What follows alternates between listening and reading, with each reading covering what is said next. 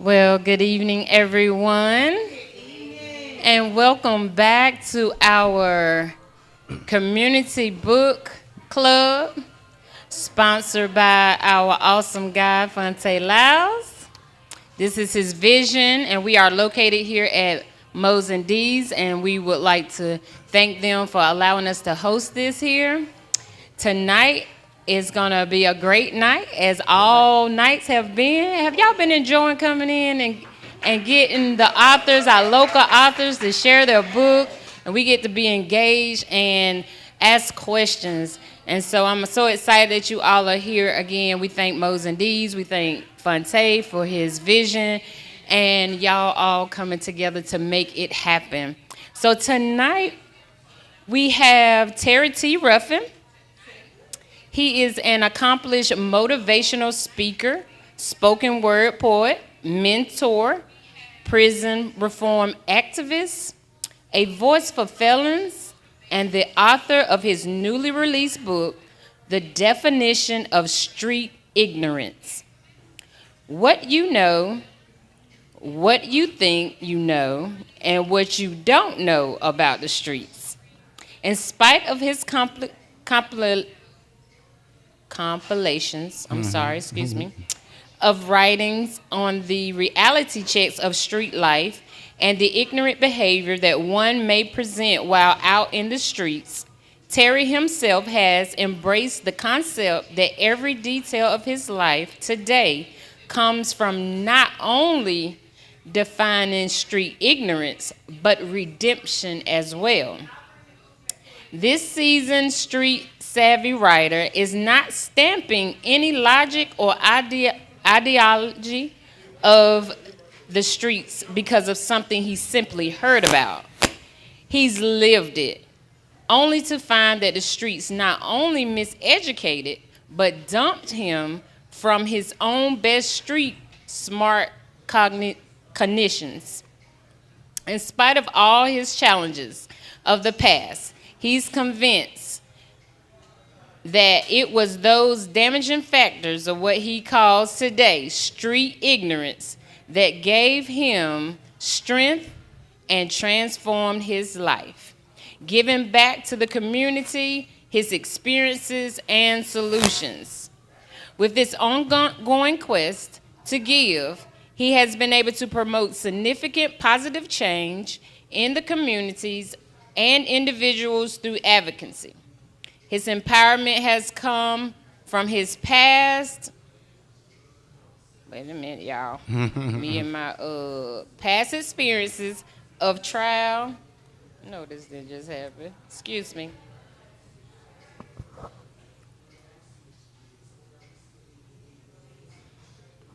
Let me try it with my right hand. So let me start that one over. Mm-hmm.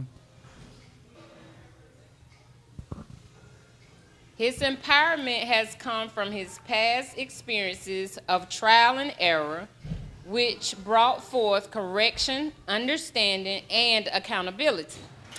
In this new space of his life, he considers himself to be a passionate community servant with the ability to motivate and inspire others through his motivational speeches and mentorship. He takes pride in engaging in community building and awareness, and he also shares a passion to serve others.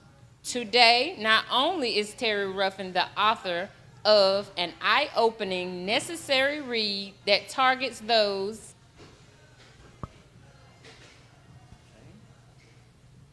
that are influenced by street life, he also lives in an everyday lifestyle, voicing his experiences and awareness towards at-risk youth in hopes that identifying the pitfalls and traps of the streets will keep them from becoming a statistics. Without further ado, I introduce you to Terry Ruffin. Hey, everybody. Ooh, that was kind of lengthy, wasn't it? That's kind of lengthy. I think that was the first one, too. But I don't, upgraded. But at the same time, thank you so much for the beautiful introduction. Thank you all for having me. Mo and D's, Font Lyles. Thanks for the love. Thank you, everybody, for coming. All right? All right, the definition of street ignorance, what you know, what you think you know, and what you don't know about the streets. What the streets teach. A home is what you give, but the streets is where they live. You feed them so they grow, but the streets teach them what they know. You teach them how to have manners and show respect. The street teaches them to disrespect and violate, put that fool in check. You teach them to honor thy mother and thy father. The street teaches you that parents don't know a thing. To listen to them, why bother? You teach them to get good grades in school, to be somebody, to have a vision. The streets teach them how to say, forget school. All I need is math to count my money. I can get my GED in prison. You teach your daughter how to be a good girl, dress properly, and keep her legs closed. The streets teaches her to wear skimpy clothes and how to open her legs wide. Now she's labeled a thought or a hoe. You teach your son how to be a man and to take care of his responsibilities. The streets teach him how to be careless and to wander around broke and responsibility free. You teach them about the history and to have a sense of black pride. The streets teach them how to choose a flag without an option of dying before their time. You teach them how to be humble and how to keep their sanity. The streets teach them how to be violent and how not to have respect for humanity. You teach them to work hard and don't start nothing that you can't finish. The streets teach them how to put in work and don't stop until they're dead or get a life sentence.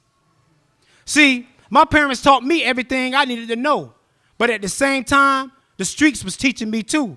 Just make sure that you spend more time with your kids than the streets, because the streets to some is a mother or a father too. What the streets teach. And this is real.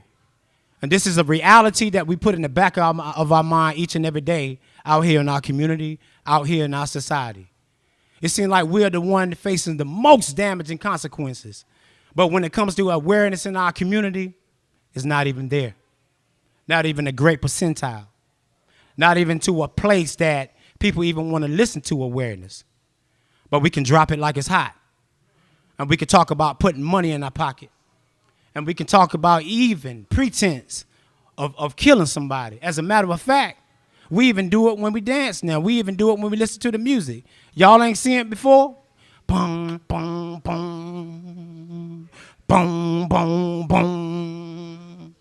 Boom, boom, boom. Little girl and boys. Boom, boom, boom. Sisters and brothers. Boom, boom, boom. Even parents. Boom, boom, boom. They're doing this now. And this is what our kids are seeing. There's an old saying that you are what you eat. And it's truth. What are you eating today? The definition of street ignorance is what you know, what you think you know, and what you don't know about the streets. When we hear of someone being called ignorant, it doesn't necessarily mean that that person is stupid. It may mean that the person is unaware or lacks the comprehension of the subject of things that are being specified. The definition of street ignorance is a compilation of writings on the reality checks of street life and the ignorant behavior that one may present while out in the streets, living lawless and displaying unconscious rational thinking errors through drug dealing, drug addiction, ignoring the true dangers of street life, and the consequences that one will suffer if faced with street ignorance and unknown, and I repeat again, and unknown state and federal laws. Not only is the definition of street ignorance an eye-opening read, but it's necessary. I felt a great need. God had compelled me to write this book on the strength that I noticed that we are the major ones inside the court system. And we can't even go in there and defend ourselves for even the smallest traffic ticket. We're the major ones inside the court system. But we do crimes and have no type of reality of what type of time that crime carries. Our kids out here basically are suffering from this true reality. Because once the damage is done, once the crime is already done, it's over with. Have y'all noticed? When somebody shoots somebody, the first thing they do is what, y'all? After they do the shooting, bye-bye, what they do? They take off running. Why are you running when you was full aware of what you was doing? Ain't no need to be scared now. You wanted to go to jail, right? The law states that if you do something to somebody, if you shoot somebody, that you're going where? You're going to jail. But it's just reality, this reality that we live by each and every day, and we put it in the back of our minds that these things don't exist until the actual acts happen. The definition of street ignorance is a compilations of different writings of the laws that exist inside our community, not only the laws, but the mindsets. The mindset. And this is what we want to talk about tonight. My first chapter that I wrote in the definition of street ignorance. Matter of fact, we're going to start with the introduction.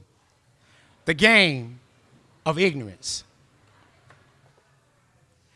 My desire for this book is to enlighten and bring awareness to the great mass of people living in African and Latino American communities that are unconscious and ignorant to the tantalizing lures of street culture and unknown federal laws that anyone who doesn't know can fall victim to. Looks are deceiving, and everything that glitters, it ain't gold. That ideal of the streets in this modern day of time is appealing to those who have never been affected by the consequences that lies within. Overrated stereotypes such as ballers, hustlers, gangsters, pimps, stick-up kids, and shooters, even the addicts and the use of some of the most dangerous drugs are highlighted and glamorized as street idols. And while these unconscious men and women play the game of street chess with their lives, there is nothing to gain but a lengthy prison sentence or a new coffin. One thing I noticed about the game of the streets is that nothing ever changes but the street player. There is something about the streets that turns an individual's life upside down. There are no wins, only losses, and everybody that are somebodies in the streets are soon turned into nobodies, leaving only a legacy of what used to be. And how bad the episode turns out, I can almost guarantee you that the ending was one of these three factors: addiction, prison sentences, or death. Let me repeat: addiction, prison sentence, or death. It's only one of these three that take you out of the game of street life. It's crazy because so much come with these three factors, and I would elaborate on them sternly as you journey through this book. What urged me to put this together concerning street ignorance is the fact that I too was a student of Streetology 101. Did y'all hear me? Streetology 101. Back in my day, we used to call this school of hard knocks. Everybody went, it's a hard knock like for us, and we thought we were doing something. Didn't even know that we was digging our own graves, y'all. It's crazy because much comes with these three factors, right? What urged me to put together a book concerning street ignorance was the fact that I, too, was a student of Streetology 101. And out of all that I've learned in the class of everyday life in the streets, there was no good payoff. Only a constant self-manipulation of robbing myself from living and eating up time. Street culture has its own cultivated way of thinking. And the only way to be a part of these streets, you have to learn to play the game and become streetwise. And that I became, so much to a degree that in the process of learning how to be carefree and lawless, I also became a fool from the decisions that I was making when it came to things that I had done to people, most importantly myself, in that phase of my life, running the streets. That's where the ignorantology came in at. Because had I known then, today, what I know now, I wouldn't have went through so much turmoil, confusion, embarrassment, humiliation, obsession, and consequences from my actions. Being street ignorant puts you in a state of constant danger and puts your life as well as others in jeopardy. Now, let me stop for a second. There's a proverb that says that it takes one foolish person to put a whole household in jeopardy. One foolish person. Somebody do something with you, somebody do something and they go home to your house, they bringing that to your house. The people that's after them, they don't want to hear that his grandma stay there. They don't want to hear, oh man, that's his mama house or this auntie house. Only thing they want to know that, hey, that nigga, that's where he stay at. Get him. Shoot. And it's that unconscious thinking that has incarcerated, and when I say thousands, over 7,000 young black males each and every year in the United States of America from violent crimes. From the ages of 14 to 24. 7,000, y'all. That's a big number. And it's a problem. And we're not trying to deal with it. But we're worrying about everything else.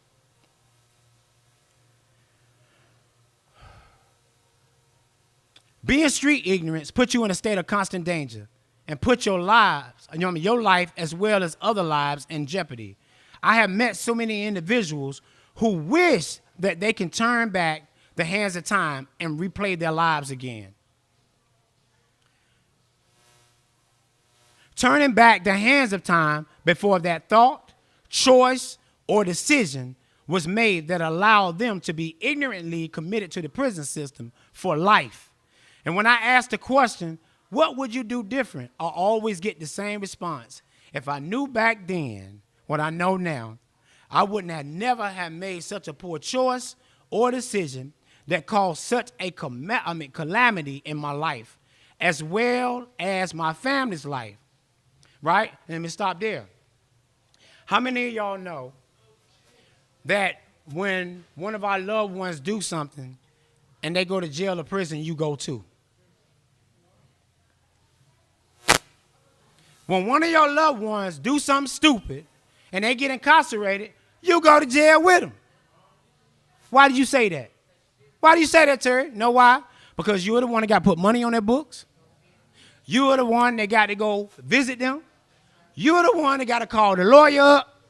You're the one that got to do your own little investigation when he might don't even want to tell and say anything that happened. Matter of fact, some of our kids would rather sit in jail when they totally did nothing than to be labeled as a snitch. Come on, y'all. Something is wrong in our community.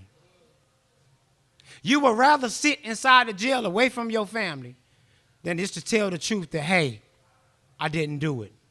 Oh, hey, I was just in the car, but I didn't do it. And a great percentage of our young men and women are sitting inside of jail cells now because of that factor. Okay, let's talk about the word ignorant. The word ignorance means lacking knowledge or comprehension or the thing specified. Now let's take a closer look at the word ignorant. There are two key words in this definition: knowledge and comprehension. Knowledge means the fact or condition or being aware of something. And the word comprehension means the act or action of grasping with the intellect the capacity for understanding fully. The more I looked at these definitions, the more I seen that the word ignorant does not necessarily mean that the person is stupid. Ignorant, we hear the word ignorant all the time. The first thing we thinking is, hey man, he's stupid. All of us are ignorant of certain things. If I'm not a mechanic, then I'm ignorant of working on cars. Y'all get what I'm saying? If I'm not a chef, then I am ignorant when it comes to cooking, even though we try anyway. And some of us, we have family members in our life that they swear out they can cook. We know they can't cook. Amen. Let me say that again. Amen. All right. The more I looked at these definitions, the more I seen that the word ignorant does not necessarily mean that the person is stupid. It simply means that sometimes we are unaware of things and situations that would lead us to damaging consequences. And it is a fact that over 98% of offenders that get caught in the United States of America federal prison system never know the full depth or the price that they had to pay with time out of their own lives. And if really ignorant, the feds have no problem with taking the rest of an offender's entire lifespan. They have no problem with taking your lifespan from being ignorant. Prime example, you riding around with Junebug every day, he baking plays.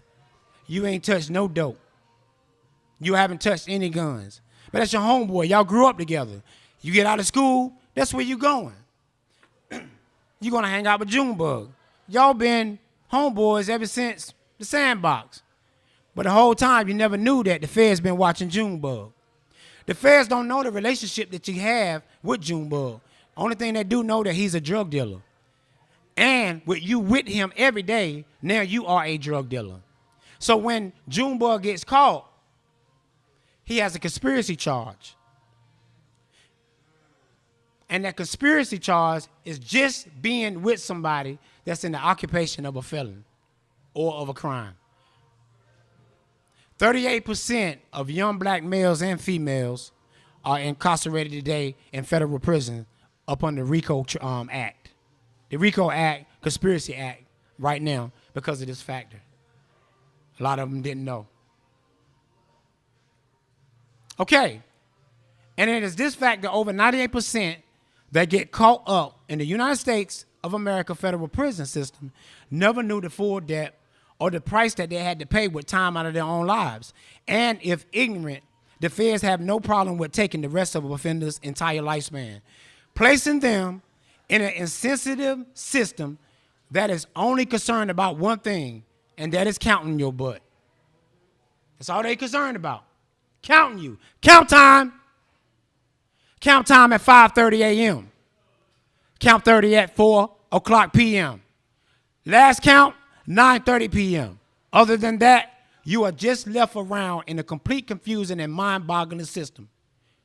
There are so many ways you can find yourself tied to the federal judicial system for not fully being aware of the laws that they have set already out there to ensnare you, especially if you are a felon.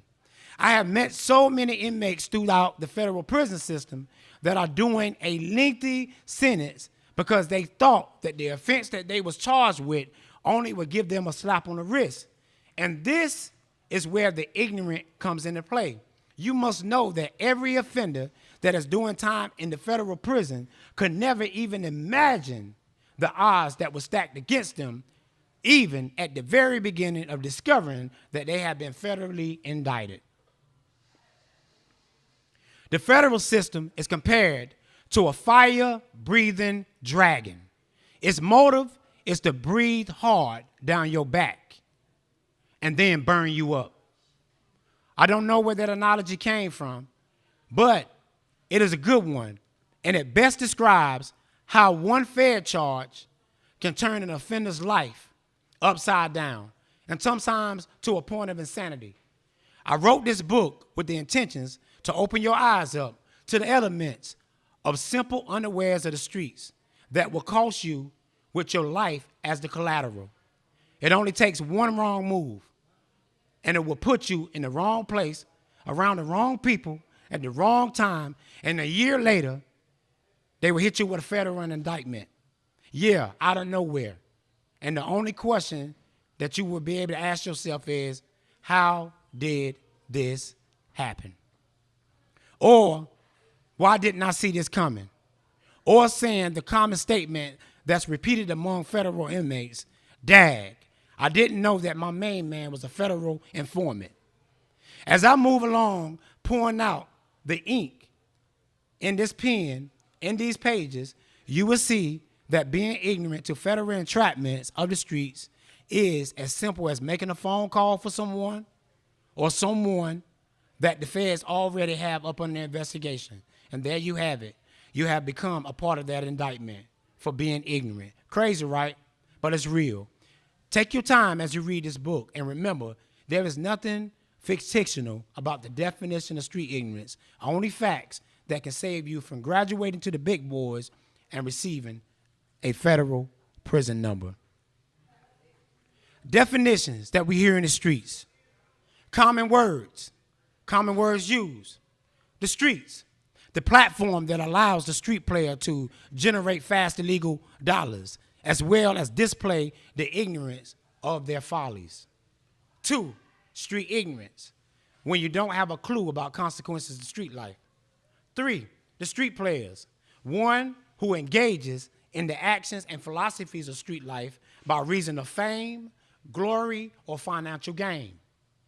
4, felon, a branded street player, or one which makes its way up through repeated ignorance of catching cases and qualifies quickly for a life sentence. 5, the feds, the street player opponent or enemy, very crafty, subtle, and moves in silence, knows more about you than you do. Their mission is to get you off the streets for life if they can. Addictions, the use or act or something that eventually causes the street player damaging consequences. 7, life sentence, the common prison term that exempts the street player from the game of street life, usually from his own ignorance. Number 8, death, the unconscious reasoning of the street player's unawares that leads him to this state of eternal absence from the streets. And repeat that again. Death, the unconscious reasoning of the street player's unawares that often leads him to this state of eternal absence from the streets. And number 9, you, the one that is about to read this book. Wake up. Your family, your generation, and your community needs you. Please read with an open mind and meditate. Salah. Okay. So that was my opening of the definition of street ignorance. I try to speak and make it clear as possible because, for one thing, it may not interest you if you feel that the streets have nothing to do with you. But if you have a loved one that's out in the street, or if you have somebody that's close to you that have a kid that's out in the streets, or they have a spouse that's out in the streets, because that's common too. This is some good stuff right here because it's telling you the truth. And I'm going to be the first one to tell you there are no wins in street life. And I'll repeat it again. We suffer greatly in our community because of this fact of street life. Our funeral homes are busting out the seams. People are buying caskets every day in the United States because of young black males. It's probably one of the most money-making businesses in the United States. It costs over $10,000 to bury one person. One person. That's a lot of money, y'all. A lot of money. And until we wise up, open up, and really put this awareness out, something that we feel is not important right now, which it is, because we all suffer. We all suffer. When somebody dies in our community, we all suffer. When somebody goes to prison, we all suffer. It's somebody that got to take care of their kids. It's somebody that got to take care of their spouse or their loved ones. We all suffer, right? All right. People, places, and things of the streets. We know some of these places that people patronize in the streets. Most of the time, a street player, he roams the same place each and every day. That's where he get his bread and butter at. And that's really how he get caught. Because he don't have enough sense to move to another spot until the spot comes hot. But by the time the spot comes hot, he's hot too. So it don't matter where you move. It don't matter where you go. If you in the same city and you selling dope and you driving the same car, you hot. Right? People, places, and things of the streets.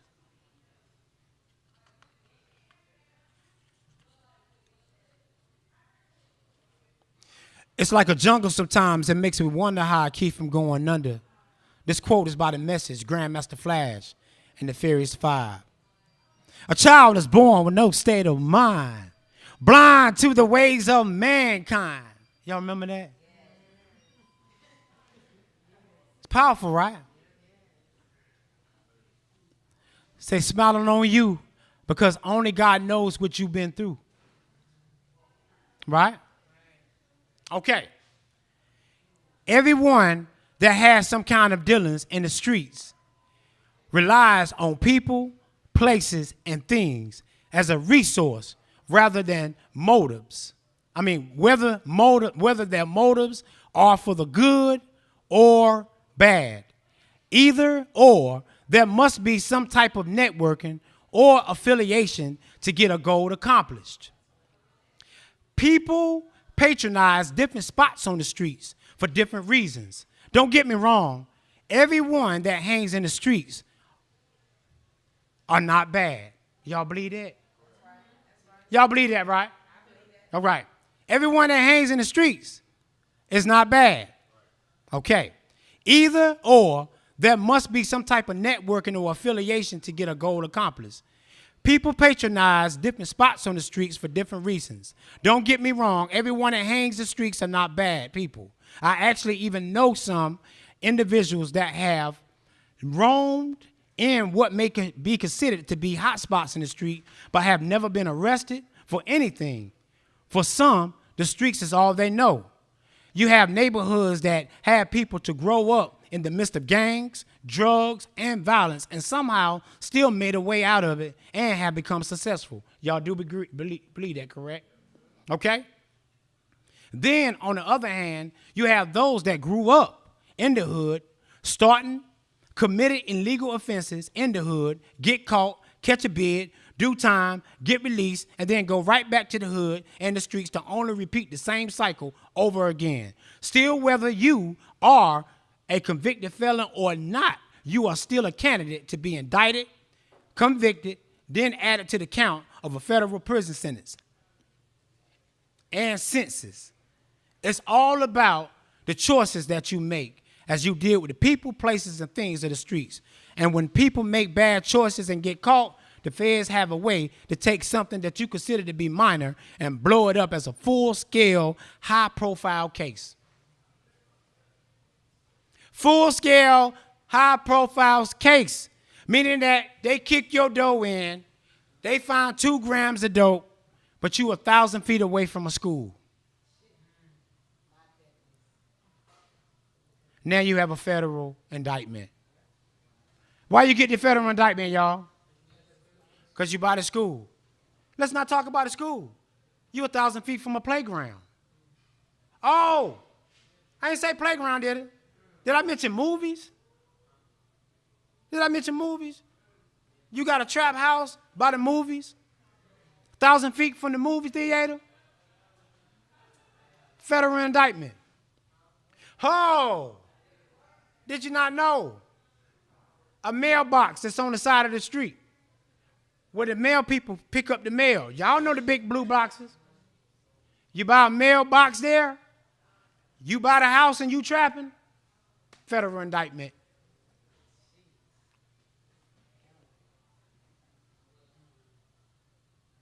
The only time you will clearly see the manifestations and when you get arrested and hit with a federal indictment. And some individuals are so street ignorant that they still miss the strategy of the opponent and get out of prison to only be an ignorant player again, all over again.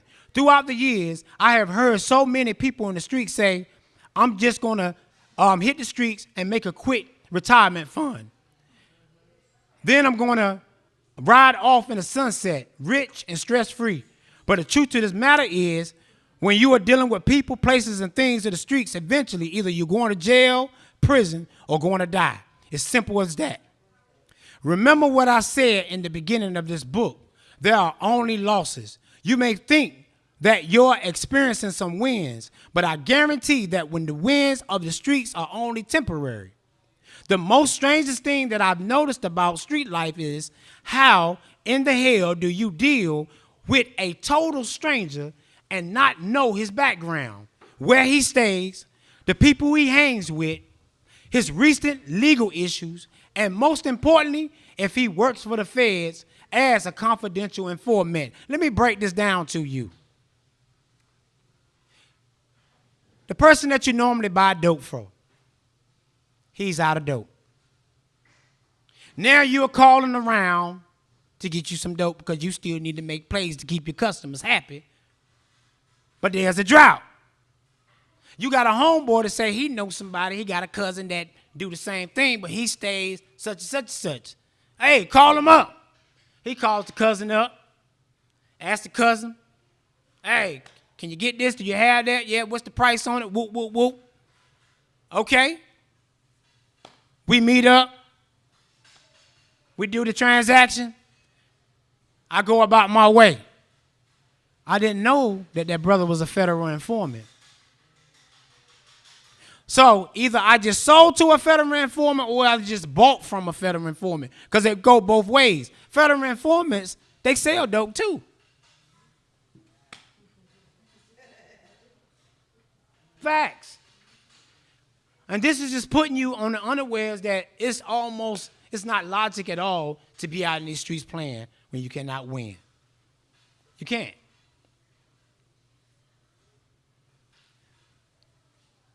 Think about it.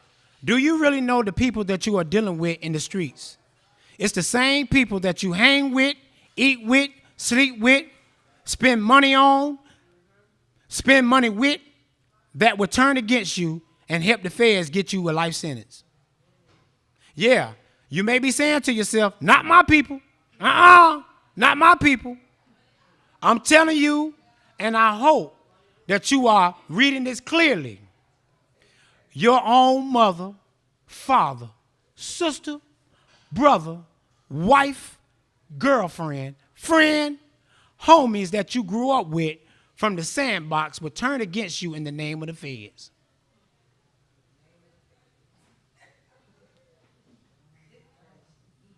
Huh? Y'all better read up on some cases. The people that partake in illegal street activity take pride in their craft because it gives them a sense of stability, responsibility, and control. But these gestures are only temporarily, because being successful as an illegal street entrepreneur is the biggest hoax or lie that has motivated African and Latino American communities all over the United States of America. And the federal government only feed fuel to the flame by flooding the communities with the so-called illegal elements for artificial bait. That's a good example, because that's how we do in our communities.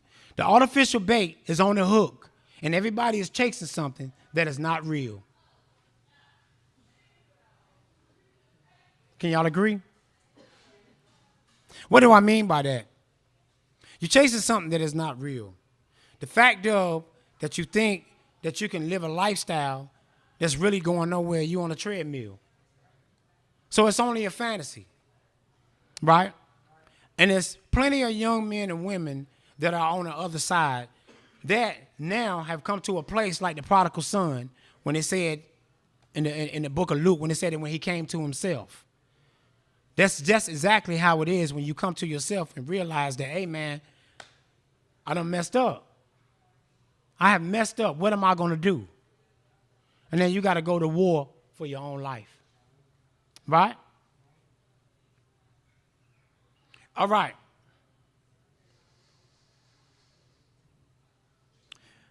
That's why the federal government spends billions of taxpayers' dollars a year training the entire legal system how to strategize, institutionalize, and monopolize men and women all over the United States that are ignorant to the streets. If you don't believe me, check this out. All right? The places that the players of the streets fraternize, hang out, or what the system may call laundering are normally the areas of the neighborhood or streets that they grew up in. Can y'all agree? When I was coming up, we used to call our home base setting Around the Way. You remember that? I need all around the way, around the way. Yep. Nowadays, they call it the hood. They don't change it. They call it the hood. And every hood has a name. And the people from the hood are somehow attached to that name. Not only that, any activity that goes on in the hood is well known in all of the streets. Good God Almighty. Every hood is well known. Can y'all agree? Where you from, man? Hey, man, I'm from, I know such and such over there. That's my spot. Boy, we used to get it in over there. That's the spot. We used to have names when I was coming up. I remember, I don't know if y'all that old, but I remember the hardest right here on Raleigh Road used to be called the Fighting Hardest. Y'all remember that? Used to be called the Fighting Hardest. Why they call it the Fighting Hardest? That's where they fight at. After Sports World let out, we going to Hardest, we're going to get something to eat and see a good fight. And these are facts. We had these spots that people knew that we patronized, but it's a little different now because we didn't pull out guns every time something happened. We had fighters. We had good fighters too. From the Hill, the projects, the Starlaway, Claremont, we had some fighters. Everybody knew who the fighters was in these neighborhoods. But it's totally different now, y'all. It's totally different. All right.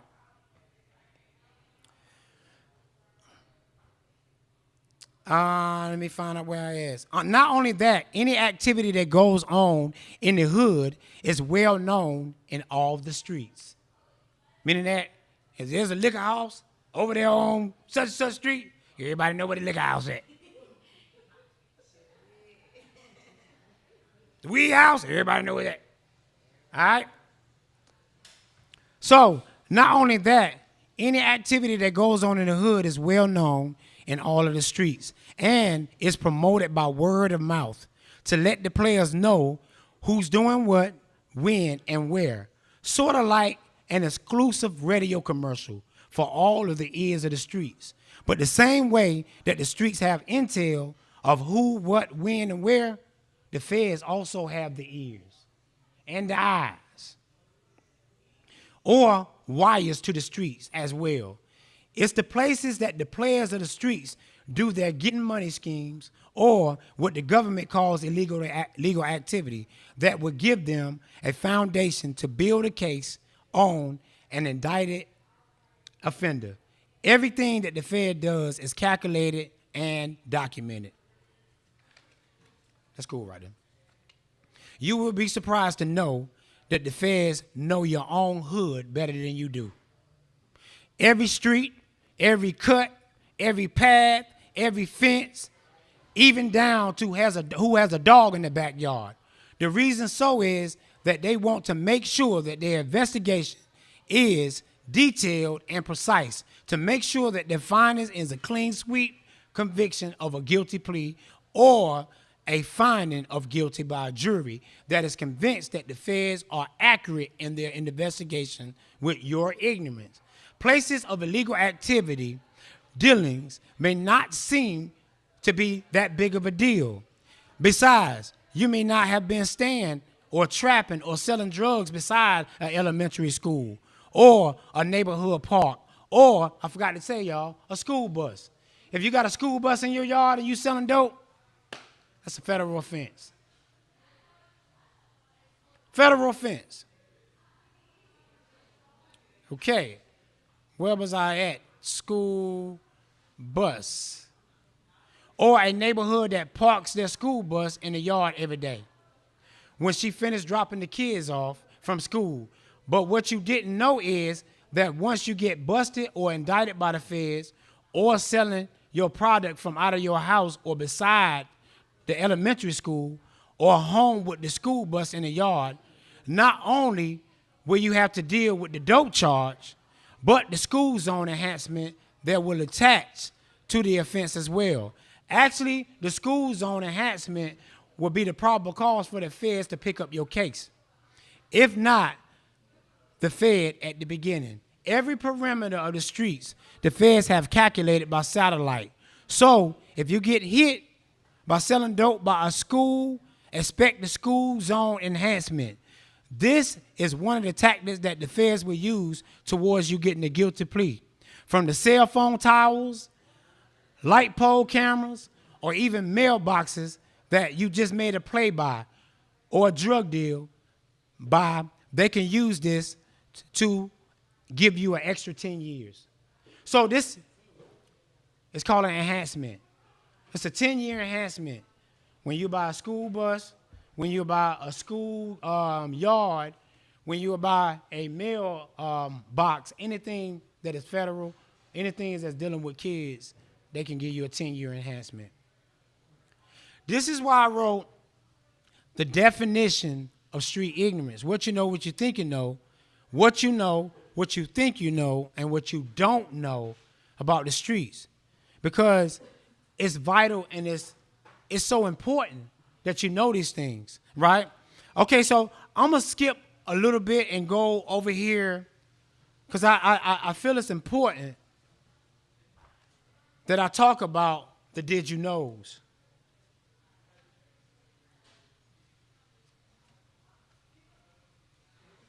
Getting to it right now. I know y'all gonna have some questions. Okay. I hate when I do this. There you go. Okay. Did you know? Let's talk a little bit. Did you know facts concerning federal laws? If you get arrested for a firearm anywhere within 1,000 feet from a school or college, if you have the credentials of being a felon, you qualify for a federal indictment. You can be sentenced up and under a mandatory minimum, and the minimum may be 20 years if you got priors. The term school zone means in or on the grounds of a public private school within a distance of 1,000 feet from the grounds of a public private school. So that's 1,000 feet. They don't play when everything is points dealing in the federal system. As you can see, this right here is a federal point system right here. That's called a criminal history category. Meaning that if you don't get in trouble maybe 1 or 2 times, you go and you be in a certain category. These right here, these are months. So it goes from 0 to 6 months all the way down to 360 months to life. So if you just catching minor cases and end up finally catching a Fed case, your points will be jacked all the way down here. So you really don't have no chance. That's why you see a lot of brothers, when they get Fed charges, they get a lot of time because they already have a background. If they got a background, the background enhances their sentence. So now you'll go from here to be your first-time offender. Being a first-time offender, you're not going to really do much time. But if you got a lot of offenses, they're going to count all of them, even traffic tickets. And you'll end up down here somewhere. That's a lot of months, y'all. If y'all see, it's a lot of months. Another did you know?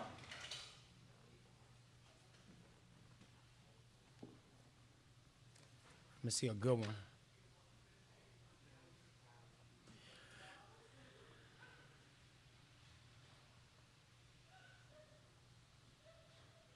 Okay.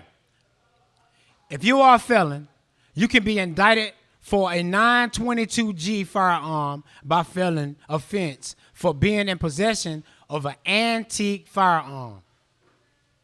Y'all know what an antique firearm is? An antique firearm is a firearm, them old firearms that you see people have on their wall. Like when you walk inside a restaurant, they got old guns up there. If it has a firing pin in there and somebody that's been convicted of a felon is sitting beside it, he can be charged with constructive possession of a firearm. Okay. You can be charged with a 922G by felon offense for being in possession of an antique firearm. All it needs to have is a matchlock, a flintlock, a percussion cap, or a similar type of ignition system manufactured in before 1898. And as a felon, you can qualify for a federal indictment, and you can be sentenced up to 0 to 120 months. These are the federal guidelines. All right? So, know that.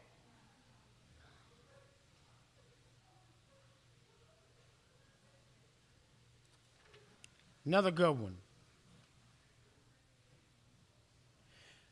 Did you know that if you are on parole for a felony, if the parole officer comes to your home and does a search, if they find a gun, even if it's in a lockbox, or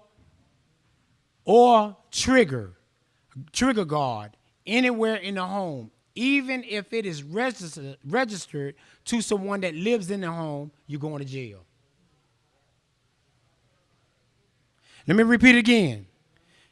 If you have a felony conviction on your criminal history, and your probation officer, you're on probation, and they come to the house and they do a search, because that's what you done signed for. You saying he's staying in the household, and they find a gun, even if it's inside the house, lockbox or whatever it may be, they're going to jail. It's federal law. Even if it is registered to someone that lives in the home, you're going to jail. So don't play dumb.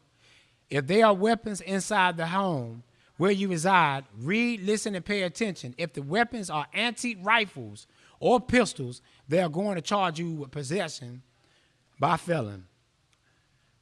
Next, did you know that the feds can put a GPS tracker on your vehicle? You don't even know it's there until you get an indictment for the case they are investigating you on. And check this out. It's legal. In over 63% of federal cases that a GPS tracker was used, helped the feds to a speedy conviction. This technology is an ace in the hole for the feds and a black eye for the street ignorant felon. So check your whip, check your car. You might be getting followed. Right? A great percentage, y'all. A great percentage. And this is from being street ignorant, of not knowing of some of the pitfalls. And it's so easy to find yourself in a situation of these laws if you have no clue that they actually exist. So the best thing to do in awareness is having word of mouth. Having word of mouth. Because now the ideology of our young folk out here today is, they say, hey, I can't possess a gun. Why can't I possess a gun? Because once you're a felon, your Second Amendment is abolished. Everybody have a right in your amendments for your Second Amendment. And that's another thing, too. We need to really focus on bringing awareness about what our amendments are in our community. We have amendments that apply to us that we don't even have no clue what they are. You don't know nothing about illegal search and seizure unless you read the amendment, right?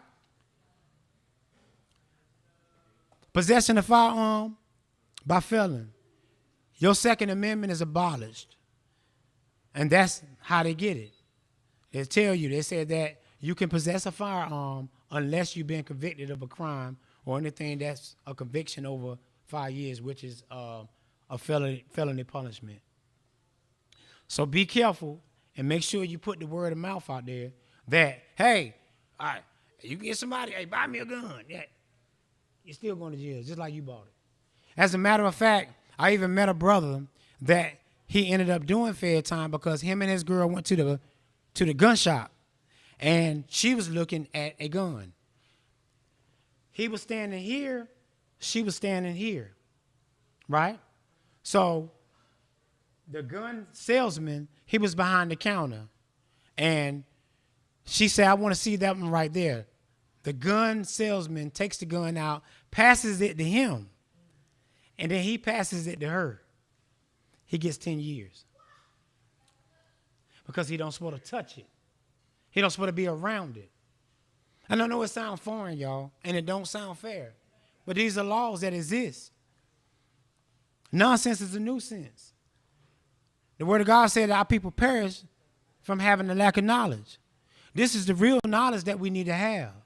And then if the knowledge is out there, then maybe, just maybe, that a lot of our young men and women will start thinking out here. Because they're really not thinking until the actual the actual crime is committed. Do you know how many young men and women that's incarcerated now, had they known then of some of the crimes that they was in, had they known that just riding with somebody would get them 10, 15 to 20 years? It's crazy, right? But this stuff exists. So don't put yourself in a situation, right? All right?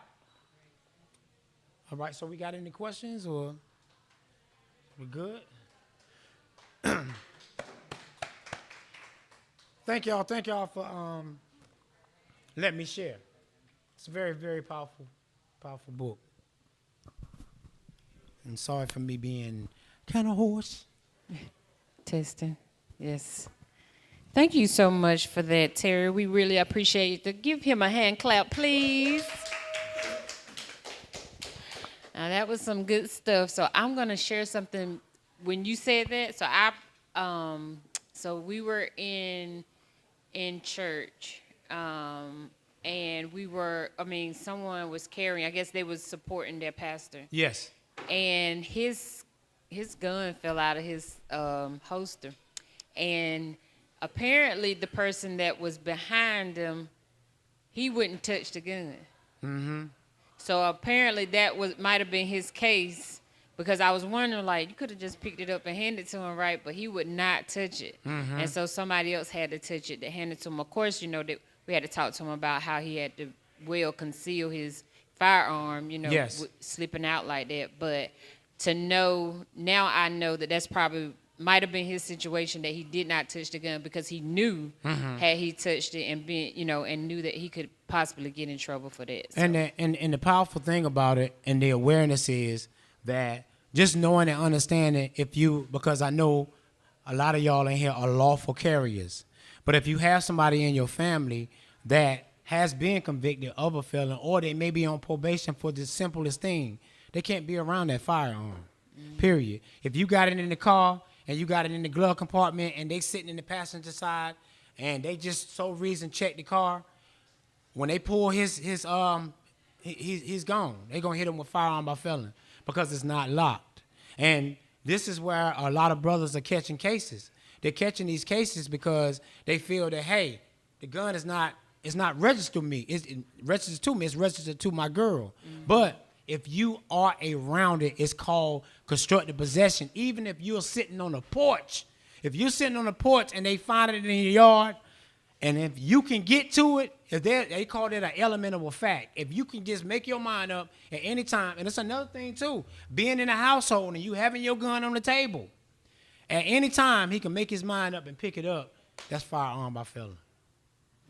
And that's law. That's right. And this is law. And there's so many, like I said, it's so many people that are facing these charges, and they are fighting these charges, but it's law because the law states that your Second Amendment is abolished. Now, there are some instances now that you can get expunges. It depends on what type of crime and how long it has been that your civil rights can be restored. In some states, you can possess a black powder gun. But who want a gun that big?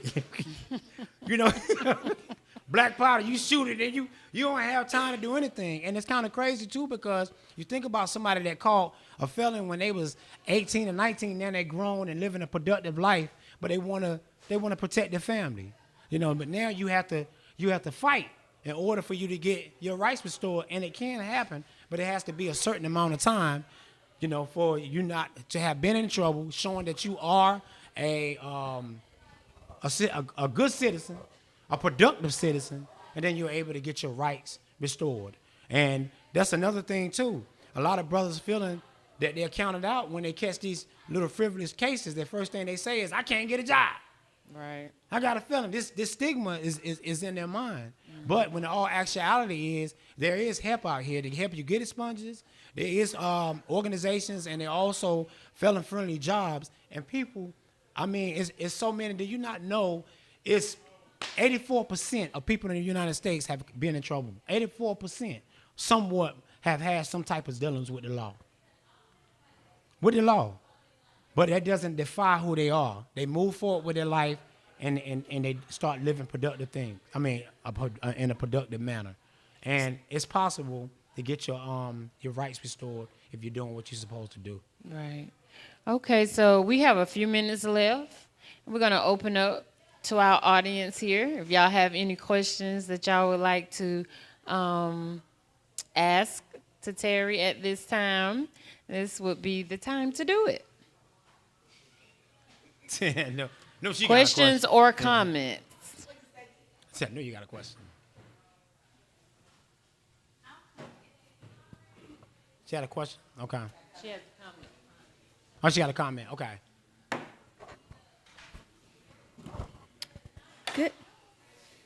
Good evening.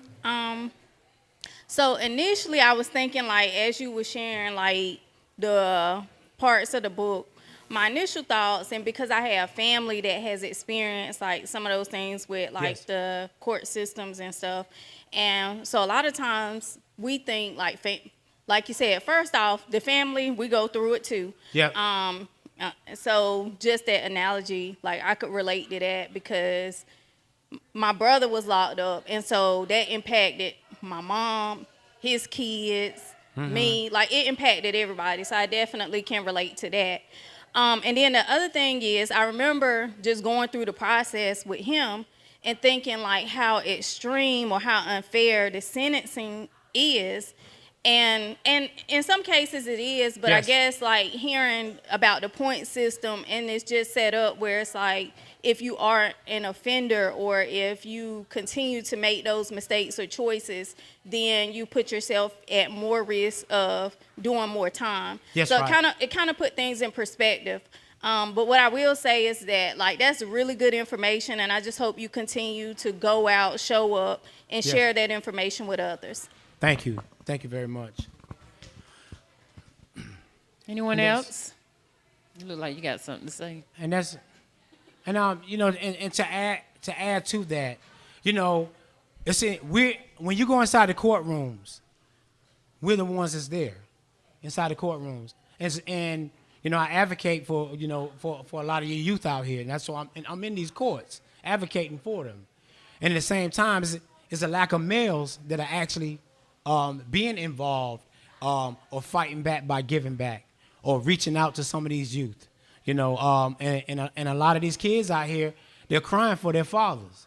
They're crying for good examples. Mm-hmm. So this is like one of the major problems inside of our communities. Mm-hmm. It is the lack of males. Mm-hmm. It is the lack of awareness. Mm-hmm. And the only thing they are seeing is black males facing damaging consequences mm-hmm. from our own actions. Right. So, and if you don't know these things, if you don't know it, you may have a loved one or a father or uncle that's selling drugs. He may not want his nephew selling drugs, but he don't know that his nephew idolizes him.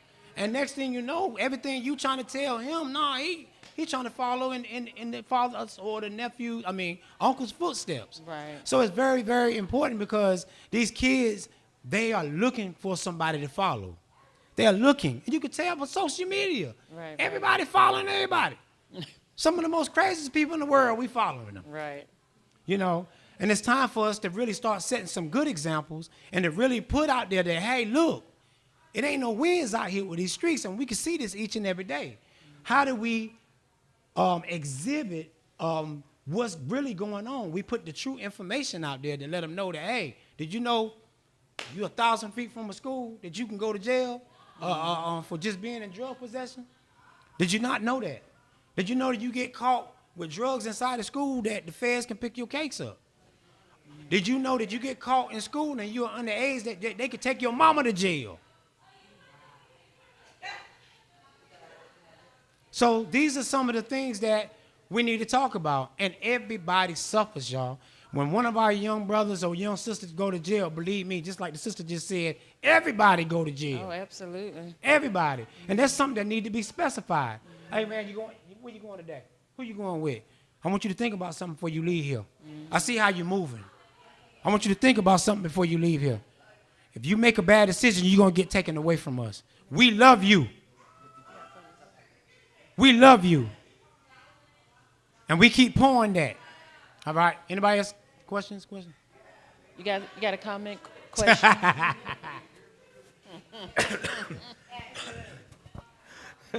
So, Yes. first of all, I do appreciate you sharing. Yes, sir. Great content. And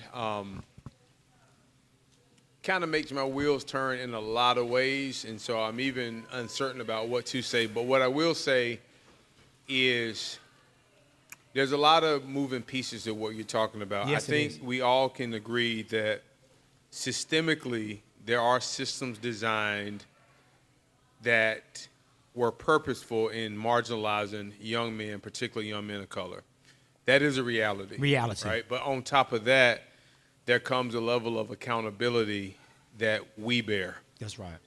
So having worked in schools for the past 24 years, I've seen all the spaces that work against our kids, but I've also seen all the ways that we work against our own kids. Facts.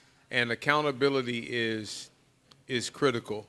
Yes. I believe that this is the most absent generation of parents that our world has ever seen. Ever. So when you talk about before that kid leaves the house, remind that kid of that decision or remind that kid, that's not happening anymore. Yeah.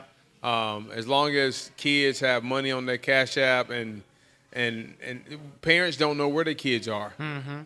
You know, I mean, parents don't even know their kids' friends. Parents don't know their friends' parents. Parents don't know who live at the friend's house. They don't know Uncle Joe who sleeps in the back. That's right. Like, there's a lot of things that we have dropped the ball on. And so sure that kid can be a good kid. Yeah. With a lot of potential. But that kid can also could be being groomed to be that next drug dealer and to be that next. I mean, I've just seen it. I've seen it. I mean, I see it every day.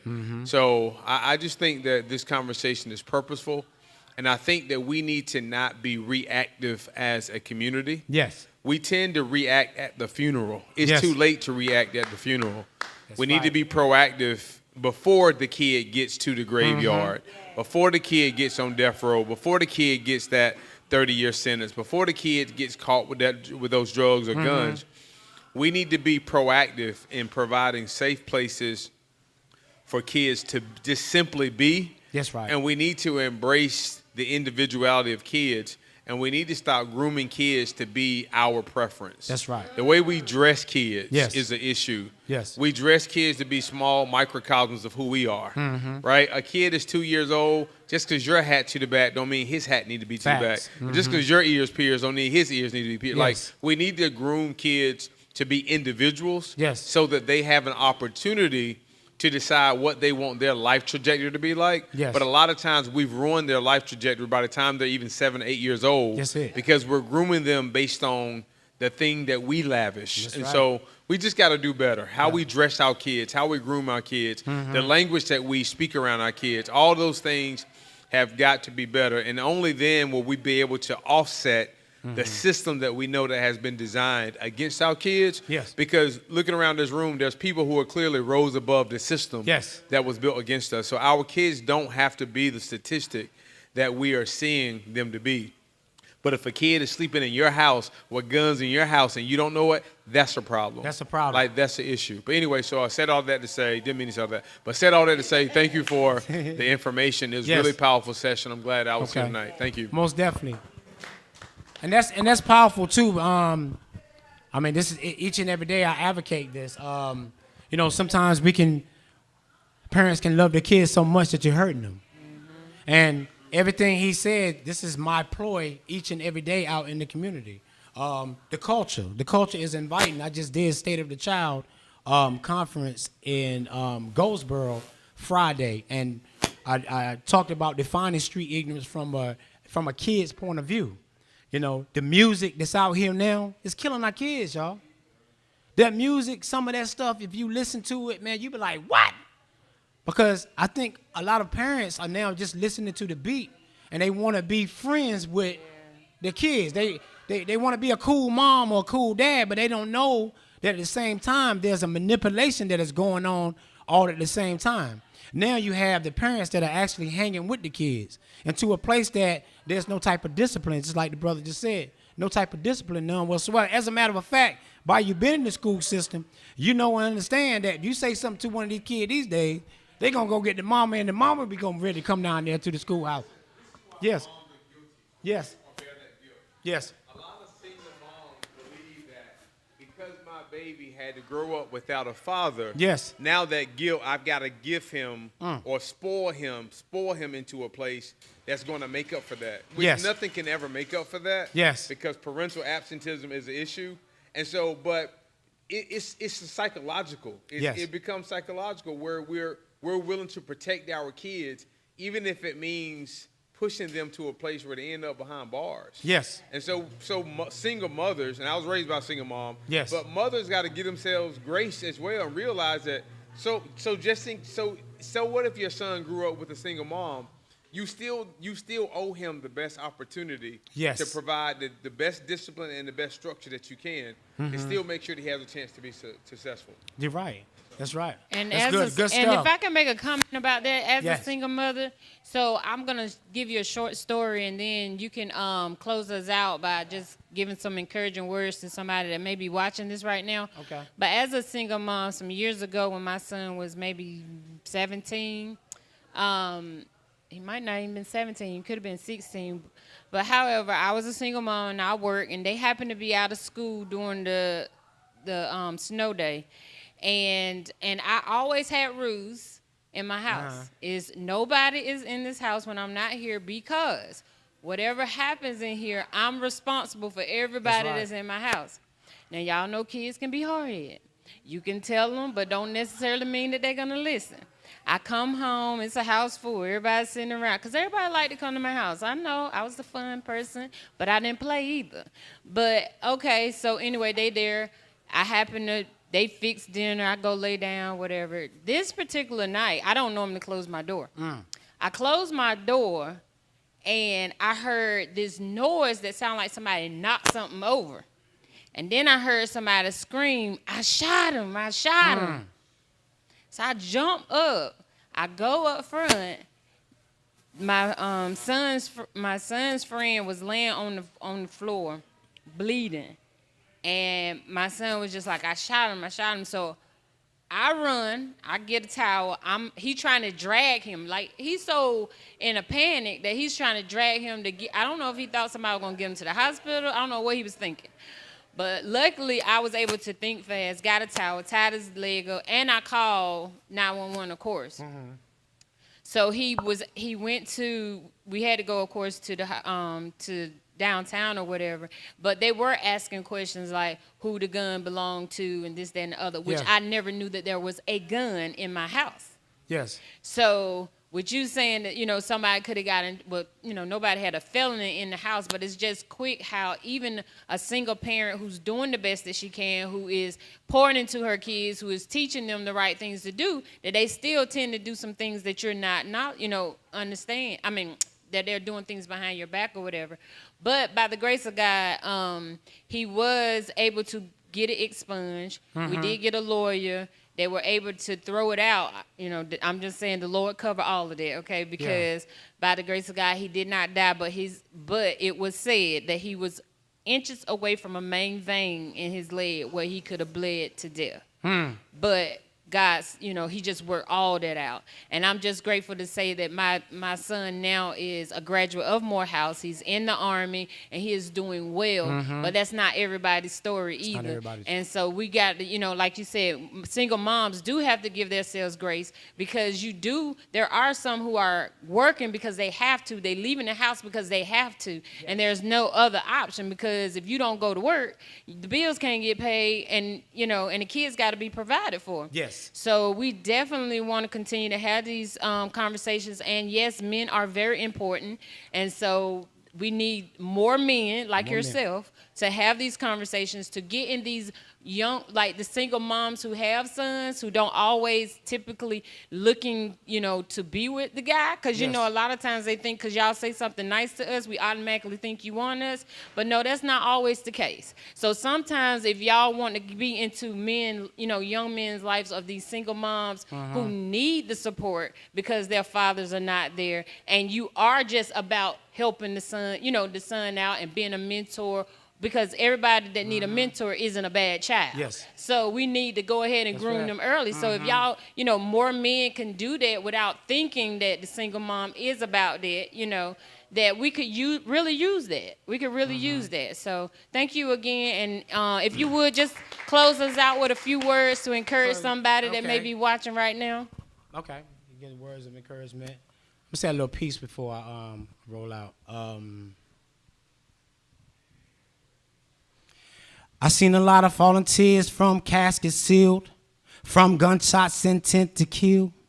Images of Emmett Till, 65 years, no justice still.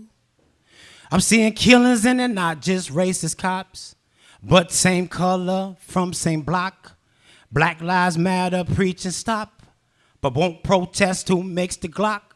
Just being realistic, not no pimped out not no trapping music that makes no sense. Not no this or no get them record sales but ain't worth 2 cents. Still you buy a bunch of jewelry, so much gold in your mouth you can't even speak. Influence on a generation but you will not teach. Instead your music got them dying out there in the streets. We shed a whole lot of blood through slavery, burned from the sun head to our feet. Turned the language to a stiffened speech. Changed up the drum but couldn't switch the beat. But still a lot of brothers struggle with identity. Shooting down branches from our family tree. Street philosophy ain't no kin to me. From a rope to reverse psychology. Keep the body, take the mind, lynchology. Destroy his image too dependent, now he is weak. Got us uncivilized, nigga tendencies. Everything a black man ain't supposed to be. Jim Crow got you by the neck. Your future you don't respect. Black complicity arrest. Prepaid call still won't accept. So many young brothers doing time. Not even trying to fight the case that want to get high. To escape reality institutionalized. Felony to kill their dreams so they fantasize. Prison politics they want to get the car to drive. But out of gas left their money on the other side.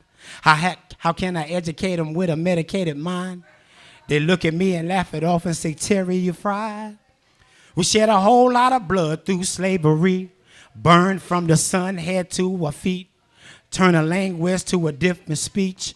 Changed up the drum but couldn't switch the beat. But still a lot of brothers struggle with identity. Shooting down branches from our family tree. Street philosophy ain't no kin to me. From a rope to reverse psychology. Keep the body, take the mind, lynchology. Destroy his image too dependent, now he's weak. Got us uncivilized, brother tendencies. Everything a black man ain't supposed to be. I thank everybody for coming out. Just want to let y'all know that I love y'all. Each one teach one. We just got to keep doing it. There's a lot of sisters out here fighting for the cause, but we need some men out here on this forefront. We do. I don't care what walks of life you come from. It's a problem out here. It's a major, major issue, and we are losing a lot of our young males out here. Matter of fact, it's safe to say now, 40% of young black females now are going inside the system because of street ignorance and street culture and social influence. It's out here, y'all. Just be mindful of what goes inside our kids' ears and what they're actually looking at. And may y'all be blessed. Blessed beyond measure.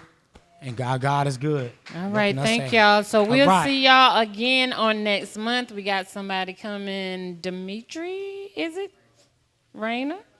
He will be here. And then we have our awesome, who has now agreed.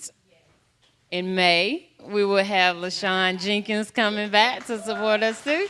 So thank y'all so much for continuing to support the vision of Fonte with the Community Book Club. And thanks again. Shout out to Mo's and D's and their awesome, awesome servers. We thank you so much for hosting us. And so you guys have a good night, and we will see y'all next month. Y'all can I